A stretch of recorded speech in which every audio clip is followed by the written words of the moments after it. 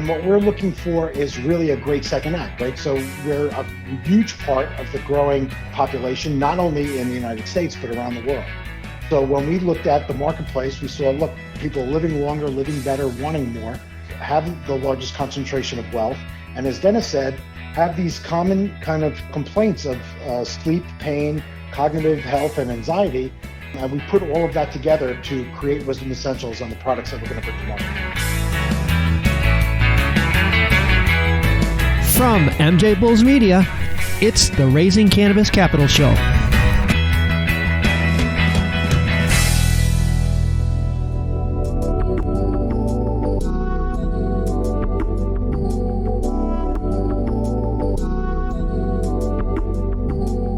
Today on Raising Cannabis Capital, we have a great show, especially for people my age. We're joined by Tom Lamb and Denis Keane from Wisdom Essentials. Guys, welcome to the show. Thank you. Well, I've been really looking forward to having you on the show because Wisdom Essentials products are designed for people in my age, a group that I read this on your website, you refer to as modern midlifers. I don't know if I like that or not, but to get things started, can you explain to our listeners exactly who this group is and why it's necessary to have products designed specifically for us? Yeah, Dan, thanks for that question. Modern midlifers is more than age. It's much more about attitude and, frankly, opportunity and wisdom, hence the name Wisdom Essentials. When we looked at the marketplace and we saw what our cohort is looking for and what the modern midlifer is specifically looking for, they want to feel good in the pursuit of their next acts. Our age group. Yeah, our age groups. Yeah, exactly. Yeah, I think when we first started this thing, and Tom and me are both in our mid-50s, but what was out there in the market really wasn't speaking to us. It seemed to be like they were going for people who were going to Coachella and Sundance festivals and South by Southwest, and they weren't really speaking to us and making products that were designed for our age group. And frankly, our age group is the ones that could use CBD-based products more than any age group, really. You know, our regular listeners know that I just love businesses and products with narrowly defined markets. That's why I look for companies that are narrow and deep.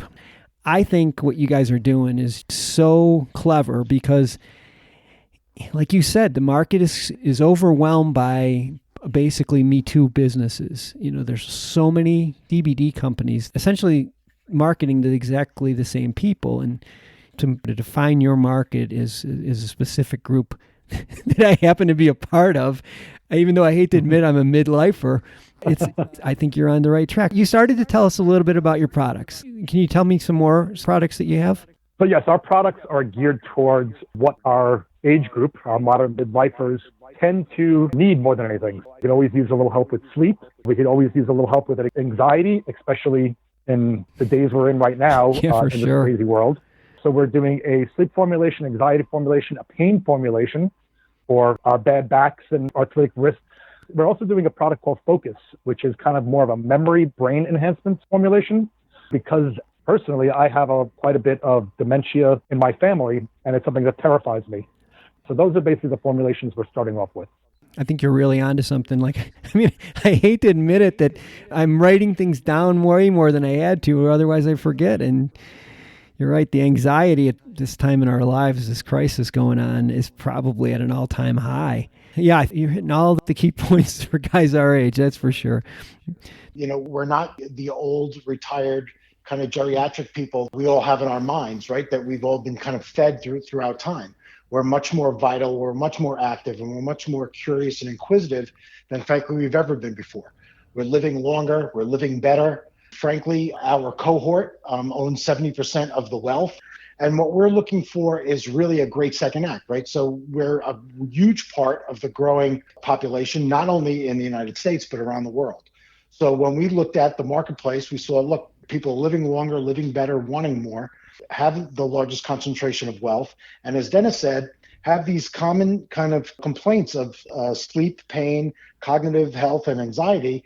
And we put all of that together to create Wisdom Essentials on the products that we're going to bring to market. That's good. I love that second act. It's inspiring, right? We're only halfway. Well, when we were first starting this whole thing, we were sitting down kind of focus group and doing it all out. I was like, we're not dead yet. I just turned 56. I'm alive. I'm going. I still want to learn new things and try new things. And I think society has kind of lied to us and pushed us to the side. Well, you guys are almost 60. It's time for you to get out of the way. I'm not getting out of anybody's way. I'm ready to go. And that's what we're building this company around, is people who want to be exuberant about life, but we have some aches and pains and some things we need to take care of. A little bit of miles. That's all it is. We just got a few more miles. So yeah, of course there's going to be some bumps and bruises. I want to take a short break to play you a preview of our next episode and to thank our sponsors. We were frequently fielding calls from multi-state operators trying to gobble up as many licenses as they can throughout the country. And now we're getting calls more so on the sell side. And I don't know if that's as a result of COVID. I think it probably is, and could be related to a cash flow issue. But I anticipate seeing a lot of cannabis businesses trying to liquidate assets. Tune in on Thursday for another episode of Cannabis and Corona with Laura Bianchi and Justin Brandt from Bianchi and Brandt. And now let's get back to today's show.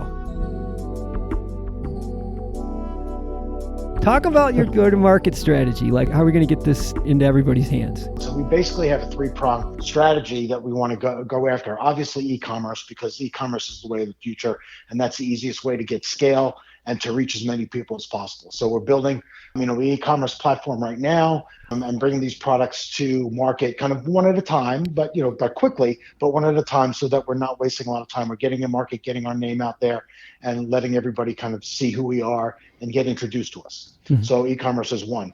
Second is that we'll be looking at opportunities to kind of direct market to where the modern midlifers are spending their, basically their second acts. So we're going to look for communities and states and cities where folks are going to pursue their next business, mm-hmm. or their next piece of education, or whatever it is their next goal is. So we'll be looking at that specifically around places like North Carolina, South Carolina, and Southwest. So that's two. And then third is, at some point we'll be doing some more traditional retail and dispensary distribution, and we've got a couple of partnerships that are lining up for us there. By the end of this process, we'll have a three-pronged retail strategy as far as our business plan is concerned. Yeah, I think that makes a lot of sense, especially the part about going to areas where we're heading. We're getting away from the cold weather and, moving down into the Carolinas and launching our second act there. I think that makes a lot of sense.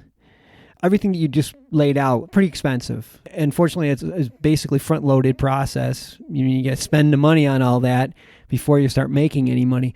So will we be raising capital to help fund this stage? So right now we have self-funded up to this point. Once we have everything there, then we will be looking to raise capital to kind of add fuel to the fire.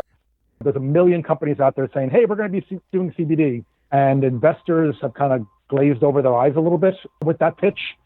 So we're supposed to invest in a concept. We're going to have real sales, real products for people to touch, feel, and then hopefully invest.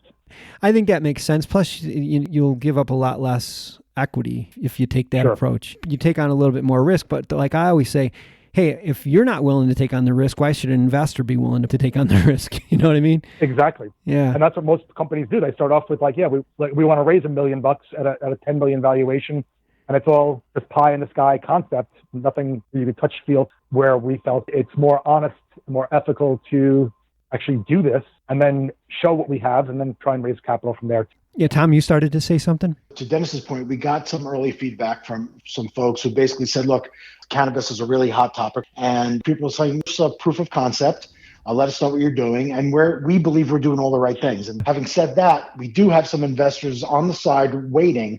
Dennis and I have decided not to accept their money until we've got the platform 100% built, which we're getting close to now. We're really close to getting our first product in the market, and then kind of put more fuel into the company. We'll probably accept some money in the in the next quarter or two. Well, definitely when you guys are at that stage, we'll have you back on. In the meantime, we'll have all of your information in the show notes and at MJBulls.com. So if somebody's listening right now and say, hey, keep me in mind, they can follow up with you after the show, and you can talk further about it. Tom, Dennis, thanks again for being on the show. This is a exciting Act 2. I love this. I love second act. I love it. Dan, thank you so much. You were great, and it was so nice to be on this.